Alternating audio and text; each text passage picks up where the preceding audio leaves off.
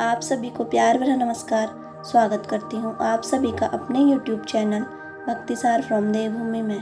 दोस्तों, आज की वीडियो में हम जानेंगे शिशुपाल के वध की कहानी। शिशुपाल वासुदेव जी की बहन तथा छेदी के महाराज दमघोष का पुत्र था, जो कि भगवान श्री कृष्ण की बुआ का पुत्र था, अर्थात इस प्रकार वो भगवान श्री कृष्ण का भाई था। शिशुपाल के वध की कथा जितनी रोचक है, उससे भी ज़्यादा रोचक है शिशुपाल के जन्म के समय घटित हुई घटनाएं। जब शिशुपाल का जन्म हुआ था तब वह 3 आँखों तथा 4 हाथों वाले बालक के रूप में जन्मा था। तो उसके माता पिता उसे बाहर ले जाने हेतु बहुत चिंतित हुए कि इस बालक को संसार के सामने किस प्रकार प्रस्तुत करेंगे, साथ ही कहीं ये कोई असुरी शक्ति तो नहीं। इस प्रकार के विचार करके उन्होंने इस बालक को त्याग देने का निर्णय लिया। तभी एक आकाशवाणी हुई कि वे ऐसा ना करें।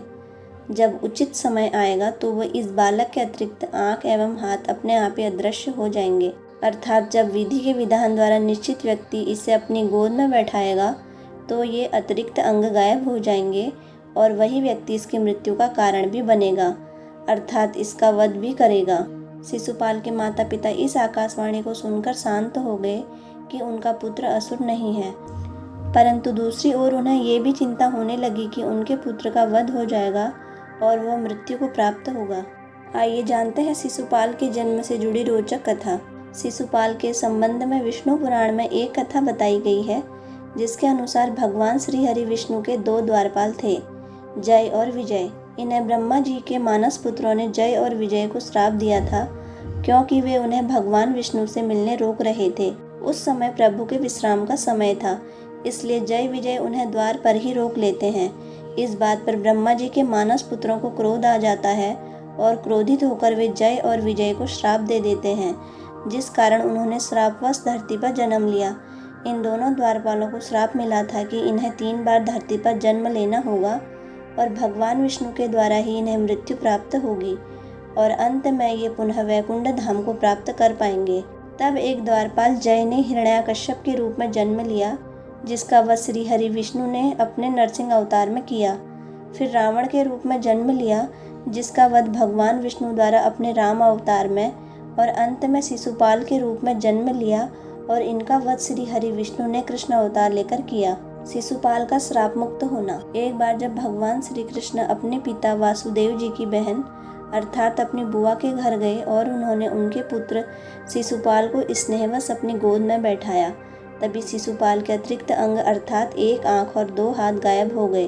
उस समय शिशुपाल के माता पिता को उस आकाशवाणी का स्मरण हुआ, जिसके अनुसार विधि के विधान द्वारा निश्चित व्यक्ति जब इस बालक को अपनी गोद में बैठाएगा तो ये अतिरिक्त अंग गायब हो जाएंगे और वही व्यक्ति इसकी मृत्यु का कारण भी बनेगा, अर्थात इसका वध भी करेगा। तब इस बात से चिंतित होकर भगवान श्री कृष्ण की बुआ ने उनसे वचन लिया कि वे शिशुपाल का वध नहीं करेंगे, क्योंकि ये शिशुपाल वध तो विधि विधान द्वारा पूर्व निश्चित था, अतः ऐसा करने से प्रभु इनकार तो नहीं कर सकते थे, परंतु वे अपनी बुआ को दुखी भी नहीं देखना चाहते थे। अतः उन्होंने वचन दिया कि वे शिशुपाल की 100 गलतियां क्षमा कर देंगे, परंतु 101वीं भूल पर वे उसे अवश्य दंडित करेंगे। तब भगवान श्री कृष्ण ने अपनी बुआ को ये वचन दिया कि यदि शिशुपाल का वध करना भी पड़ा तो वध के पश्चात शिशुपाल को इस जीवन मरण के चक्र से मुक्ति मिल जाएगी और वो वैकुंठ धाम को प्राप्त करेगा। कालचक्र चलता रहा और महाभारत काल में जब कुरुकुल में कौरवों और पांडवों के बीच महाराज पांडु के ज्येष्ठ पुत्र युधिष्ठिर को युवराज घोषित करने का निर्णय लिया गया, तो इस शुभ प्रसंग के लिए राजसूय यज्ञ आयोजित करने का निर्णय लिया गया। इस हेतु सभी संबंधियों रिश्तेदारों सहित अनेक राजाओं को आमंत्रित किया गया। तब वासुदेव श्री कृष्ण को भी आमंत्रित किया गया, क्योंकि महारानी कुंती उनकी बुआ थी तथा शिशुपाल भी इस यज्ञ में शामिल हुआ, क्योंकि वह कौरवों एवं पांडवों का भी भाई था। इस समय एक बार फिर भगवान श्री कृष्ण और शिशुपाल का आमना सामना हुआ। शिशुपाल भगवान श्री कृष्ण से क्रोधित था, जिसका कारण था भगवान श्री कृष्ण का राजकुमारी रुक्मणी के साथ विवाह करना।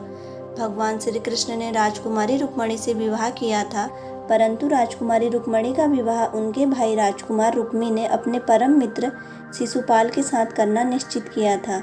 विवाह के सारे आयोजन हो चुके थे, परंतु राजकुमारी रुक्मणी भगवान श्री कृष्ण से प्रेम करती थी और उन्हीं से विवाह करना चाहती थी।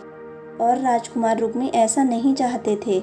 तब भगवान श्री कृष्ण राजकुमारी रुक्मणी को महल से भगाकर ले गए और उनसे विवाह कर लिया। तब से शिशुपाल भगवान श्री कृष्ण को अपना भाई न समझकर शत्रु मान बैठा। महाभारत काल में राजकुमार युधिष्ठिर के युवा राज्याभिषेक के समय युवराज युधिष्ठिर ने भगवान श्री कृष्ण को सर्वप्रथम भेंट आदि प्रदान की और सम्मानित किया। तब शिशुपाल से भगवान श्री कृष्ण का सम्मान देखा न गया और क्रोध से भरा बैठा शिशुपाल बोल उठा कि एक मामूली ग्वाले को इतना सम्मान क्यों दिया जा रहा है, जबकि यहाँ अन्य सम्मानीय जन उपस्थित हैं। और शिशुपाल ने भगवान श्री कृष्ण को अपमानित करना प्रारंभ कर दिया। शिशुपाल भगवान श्री कृष्ण को अपशब्द कहे जा रहा था, उनका अपमान कर रहा था, परंतु भगवान श्री कृष्ण उनकी बुआ एवं शिशुपाल की माता को दिए वचन के कारण बंधे थे, अतः वे अपमान सह रहे थे। और जैसे ही शिशुपाल ने 100 अपशब्द पूर्ण किए और 101वां अपशब्द कहा, भगवान श्री कृष्ण ने अपने सुदर्शन चक्र का आह्वान किया और इससे शिशुपाल का वध कर दिया। इस प्रकार भगवान श्री कृष्ण ने शिशुपाल का वध किया। तो दोस्तों, आपको हमारे द्वारा दी गई जानकारी कैसी लगी? प्लीज़ कमेंट बॉक्स में अपनी राय जरूर दें और इसी तरह की वीडियो देखने के लिए हमारे चैनल को लाइक, शेयर और सब्सक्राइब जरूर करें। धन्यवाद।